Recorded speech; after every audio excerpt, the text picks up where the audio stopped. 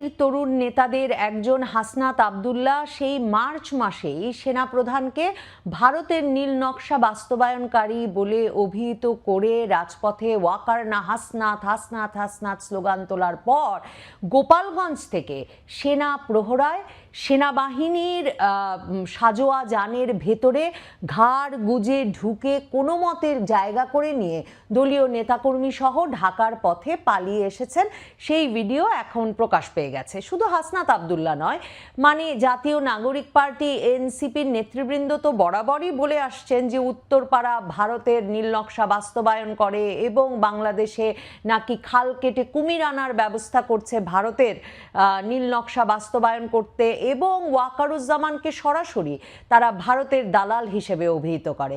সেই ওয়াকারুজ্জামান আর তার বাহিনী শেষ পর্যন্ত দুর্দান্ত সার্ভিস দিয়েছে গোপালগঞ্জে হাসনাত আবদুল্লাহ সহ জাতীয় নাগরিক পার্টির নেতৃবৃন্দকে।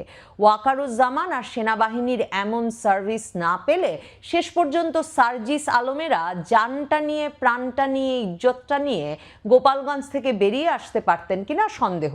কারণ তাদের ভীষণ বড় অভিযোগ হচ্ছে এই, সেনাবাহিনী পুলিশ তাদের বলেছিল সব রেডি আছে।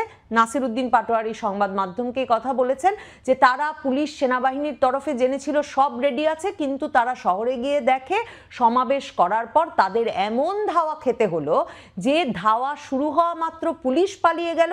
এখন দেখা যাচ্ছে সংবাদ মাধ্যমের সামনে রাগে কাঁপতে কাঁপতে এনসিপির নেতাকর্মীরা বলছেন যে পুলিশ বাহিনী ভেঙে দিতে হবে, এরা দোসর, এরা ইচ্ছা করে পালিয়ে গেছে, এরা আমাদের রক্ষা করতে পারেনি। কিন্তু তখন সেনা কর্মকর্তাদেরকে দেখা গেল দারুণ অ্যাকশনে, তারা আওয়ামী লীগ সমর্থকদের ধাওয়া দিচ্ছে, গুলি ছুটছে এপিসি থেকে, সাজোয়া যান থেকে। এমন ঘটনা রীতিমতো বাংলাদেশের সংবাদ মাধ্যমে লাইভ হয়েছে এবং তারা রক্ষা করতে, এনসিপির নেতা কর্মীদেরকে রক্ষা করে নিরাপদ জায়গায় নিয়ে যাওয়ার জন্য সারা গোপালগঞ্জ জুড়ে ব্যাপক অ্যাকশন চালিয়েছে। এখন এনসিপির নেতৃবৃন্দকে তো আর পাল্টা প্রশ্ন করা যাচ্ছে না যে এই কদিন আগেও পটিয়ায়, খুলনায় আপনারা থানা ঘেরাও করে রাখলেন, থানা নাকি মাটির সাথে মিশিয়ে দেবেন বললেন, সেই 2024-এর জুলাই থেকে পুলিশ পিটিয়ে মারছেন, পুলিশের গায়ে আগুন দিচ্ছেন, পুলিশ ঝুলিয়ে রাখছেন। পুলিশের সেই সাহস বা সাধ্য কই যে কোনো রকম ধাওয়া পাল্টা ধাওয়া তৈরি হবে, যেই ধাওয়া পাল্টা ধাওয়ার সামনে আপনাদের বীর নেতা নাহিদ ইসলাম, হাসনাত আবদুল্লাহ, সার্জিস আলমরা বুক চিতিয়ে দাঁড়াবেন না বা তাদের এই পরিমাণ নেতাকর্মী থাকবেন না যে তারা উল্টো ধাওয়া দেবেন, তারা পালাবেন, কিন্তু পুলিশ কিনা তার জান এবং জীবন বাজি রেখে আবার আপনাদেরকে প্রহরা দিতে যাবেন। তিনি মানে পুলিশ তো মার খাবে, পুড়ে মরবে, জখম হয়ে মরবে দুতরফে। পুলিশ কি করে আপনাদেরকে নিরাপত্তা দেবে আপনাদের মতো বীরদের? এই প্রশ্ন করার সামর্থ্য নাই। কিন্তু শেষ পর্যন্ত হাসনাত আবদুল্লাদেরকে রক্ষা করেছেন ওয়াকারুজ্জামান। কারণ আপনাদের মনে থাকবে মার্চে যখন ওয়াকারুজ্জামানকে তিনি আওয়ামী লীগ পুনর্বাসনের চেষ্টা করছেন এবং সেই অনুরোধ করতে তিনি হাসনাত আবদুল্লাহ আর সার্জিস আলমকে ওয়াকারুজ্জামান ক্যান্টনমেন্টে ডেকে নিয়ে গিয়েছিলেন সেনাপ্রধান ওয়াকারুজ্জামান। এমন খবর যখন হাসনাত আবদুল্লাহ ফেসবুকে ফাঁস করে দিলেন, তখন কিন্তু সেনা সদর দফতরের পক্ষ থেকে বলা হয়েছিল ওয়াকারুজ্জামান ছেলের মতো দেখেন হাসনাত আবদুল্লাহ আর সার্জিস আলমকে। কাজেই ওয়াকারুজ্জামান বাপের কাজ করেছেন। ওয়াকারুজ্জামান তার বীর ছেলেরা বীরত্ব দেখাতে গিয়েছিল গোপালগঞ্জে, সেখানে আওয়ামী লীগের সমর্থকেরা তাদের বঙ্গবন্ধু শেখ মুজিবুর রহমানের কবর ভাঙার কর্মসূচি প্রতিহত করতে গাছের ব্যারিকেড দিয়েছে, দেশীয় লাঠিসোঁটা নিয়ে রাজপথে ছিল এবং 200-300 মানুষ একসাথে হয়ে ধাওয়া দিয়েছে এনসিপির নেতাকর্মীদের, আর তাদের পালিয়ে বাঁচতে হয়েছে। কিন্তু পালিয়ে বাঁচার পর আবার তাদের ঢাকায় ফেরার কোনো উপায় ছিল না, কারণ সাধারণ গাড়িতে যদি তারা ঢাকায় ফিরতে যেতেন তাহলে পথে পথে এই আওয়ামী লীগ সমর্থকরা নাকি প্রতিরোধ গড়ে তুলেছিল, কাজেই তারা নিরাপদে ফিরতে পারতেন না। আর তাদেরকে তুলে আনার জন্যে হেলিকপ্টার, প্রাইভেট হেলিকপ্টার ভাড়া দিতে নাকি কোনো হেলিকপ্টার ব্যবসায়ী রাজি হচ্ছিলেন না।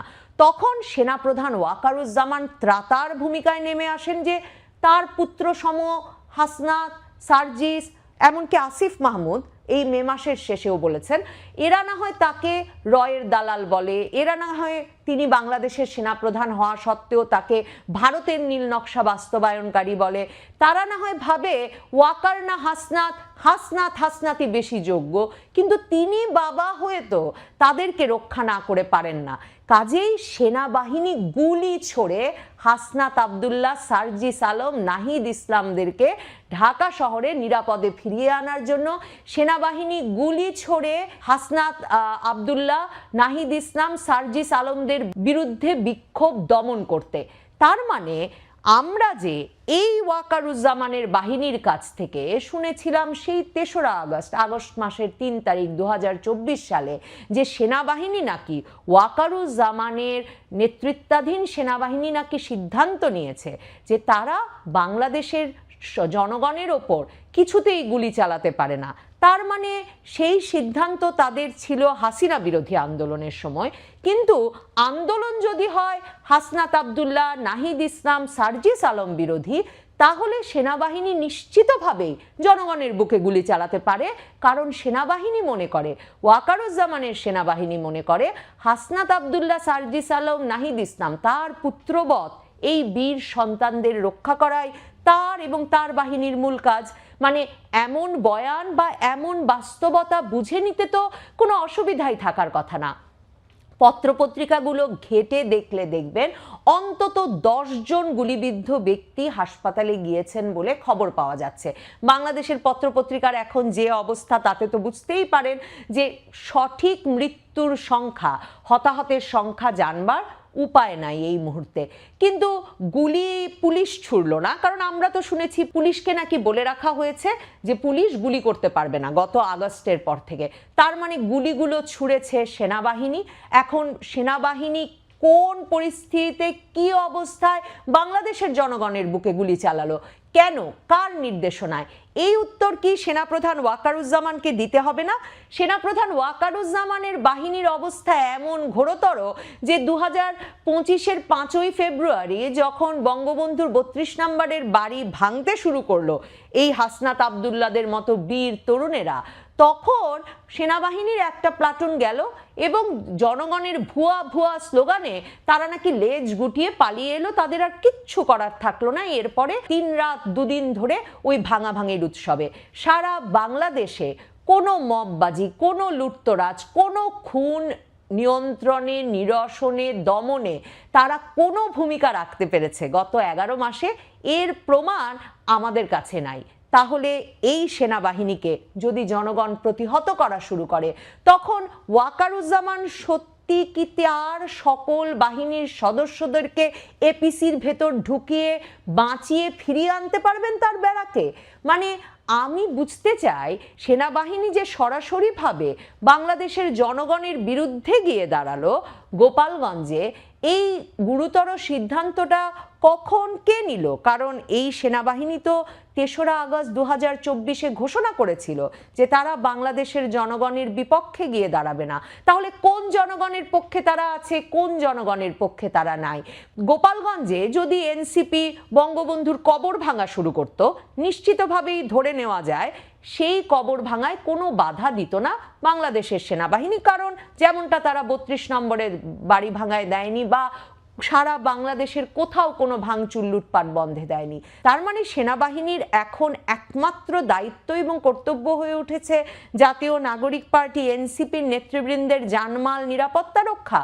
আমি তো অনেক মাস আগে বলেছি যে সেনাপ্রধানের উচিত সার্জিস আলম, হাসনাত আবদুল্লার মতো নেতৃবৃন্দকে সরাসরি ব্যক্তিগত নিরাপত্তা দেওয়া। সেনাপ্রধান যদি অন্য কারো উপর ভরসা না রাখতে পারেন, তিনি নিজে এই বিষয়টি দেখতে পারেন যে কি করে তিনি জাতীয় নাগরিক পার্টি এনসিপির, এখন আমি জানি না মানে শুধু যদি হাসনাত আবদুল্লাহ, সার্জিস আলমকে দিতে না চান, 8, 10, 12 জন নেতাই তো আছেন। এই 8, 10, 12 জন নেতাকে দরকার হলে সেনাপ্রধান নিজে ব্যক্তিগতভাবে নিরাপত্তা প্রদান করুন। কিন্তু তিনি এদের বিরুদ্ধে, মানে তারা রাজনীতি করতে নেমেছেন, কিন্তু এই রাজনৈতিক নেতাদের কোনো রাজনৈতিক প্রতিপক্ষ রাজপথে তাদেরকে বাধা সৃষ্টি করতে গেলে, তাদের মববাজির বিরুদ্ধে দাঁড়াতে গেলে আপনার সেনাবাহিনী জনগণের বুকে গুলি চালাবে, এই অন্যায় আপনি কোন ভিত্তিতে হতে দিচ্ছেন? এই অন্যায় আপনি কি মনে করেন না জাতিসংঘ শান্তিরক্ষী বাহিনীতে আপনার সদস্যদের পাঠাতে কোনো সমস্যা তৈরি করবে? মানে ভলকার তুর্ক সাহেব, জাতিসংঘের মানবাধিকার হাই কমিশনার, তিনি নাকি আপনাদেরকে জুলাই মাসের শেষেই জানিয়ে দিয়েছিলেন যে বাংলাদেশের জনগণের বুকে গুলি চালালে আপনাদেরকে আর জাতিসংঘ শান্তিরক্ষী বাহিনীতে নেওয়া হবে না। এই গল্প আমার নয় বা আমার অনুমান নয়, ভলকার তুর্ক সাহেব নিজে বিবিসির সঙ্গে সাক্ষাৎকারে এই কথা বলেছেন যে তিনি বিরাট কৃতিত্বের দাবিদার বাংলাদেশে হাসিনা সরকারকে নামিয়ে দিতে, কারণ তিনি সেনাবাহিনীকে জনগণের ওপর গুলি চালাতে নিষেধ করেছিলেন বলে এই হাসিনা সরকারের শেষ পর্যন্ত পতন হয়েছে। তো ভলকার তুর্ক সাহেব আপনাদেরকে বলেছেন যে শেখ হাসিনার পতন যারা ঘটিয়েছে সেই রাজনৈতিক পক্ষ যখন রাজপথে থাকবে তারা যা ইচ্ছা তাই করুক, সেটা সমর্থনে সেই কাজটি যাতে তারা ভালো মতো করতে পারে, তাদের ভাঙাভাঙি, লুটপাট, খুন খারাপি, পুলিশ মারা, পুলিশ পেটানো, থানা গুড়িয়ে দেওয়া, সেসব কাজ যাতে তারা একদম নিরবচ্ছিন্নভাবে শান্তিমতো করতে পারে, সেটা নিশ্চিত করা যেমন ওয়াকার সাহেব আপনার বাহিনীর দায়িত্ব, তেমনি তাদের ওই যাচ্ছে তাই কাজকর্ম প্রতিরোধে যদি জনগণের কোনো অংশ গিয়ে দাঁড়ানোর সাহস করে, সাথে সাথে ওয়াকারুজ্জামানের সেনাবাহিনী, বাংলাদেশ সেনাবাহিনীর সেই জনগণের বুকে গুলি চালানো কর্তব্য। এটা কি ভলকার তুর্ক সাহেবের প্রেসক্রিপশন? কার প্রেসক্রিপশনে না হলে এমন কাজ হলো? গোপালগঞ্জে নিহত এই 10 জন নাকি আরো বেশি, এই নিহত 10 জনের মৃত্যু কিভাবে হলো, এর বিচার, এর জবাব কে দেবেন? ওয়াকারুজ্জামান আপনি দেবেন? বাংলাদেশ সেনাবাহিনী দেবে? বাংলাদেশ সেনাবাহিনী স্বাধীন বাংলাদেশে দাঁড়িয়ে জনবিক্ষোভ থামাতে এক বেলায় 10 জনের বেশি মানুষকে হতাহত করে হাসপাতালে পাঠিয়ে দিল, এবং তারপর জাতিসংঘ শান্তিরক্ষী মিশনে সেই সেনাবাহিনীর যাওয়া জায়েজ থাকবে? ভলকার তুর্ক সাহেবের সমীকরণ তো সে কথা বলে না। মানে বাংলাদেশ সেনাবাহিনীকে এবং ওয়াকারুজ্জামান সাহেবকে আসলে ঠিক করতে হবে যে তিনি জনগণের পক্ষে, ন্যায়ের পক্ষে থাকবেন, নাকি তিনি আসলে একটি বিশেষ রাজনৈতিক পক্ষকে ক্ষমতায় আনতে কাজ করেছেন 2024-এর জুলাই আগস্টে, এবং এখন পর্যন্ত তাদেরকে ক্ষমতায় বসিয়ে রাখতে, তাদের ক্ষমতা দৃঢ় করতে, তাদের দ্বারা সৃষ্ট ভয়ের রাজত্ব বাংলাদেশে কায়েম করে রাখতে তাদের শক্তি হিসেবে কাজ করবেন। সেনাবাহিনীকে লোকে যে ভুয়া ভুয়া স্লোগান দিচ্ছে আর বিভিন্ন জায়গা থেকে লেজ গুটিয়ে যে সেনা সদস্যদের পালিয়ে আসার ভিডিও গত 1 বছরে বারবার আমরা দেখছি, ওয়াকারুজ্জামান তার বাহিনীকে সত্যিকার অর্থে জনগণ থেকে এতটাই দূরে নিয়ে গেছেন। ওয়াকারুজ্জামানকে সিদ্ধান্ত নিতে হবে তিনি তার বাহিনীটিকে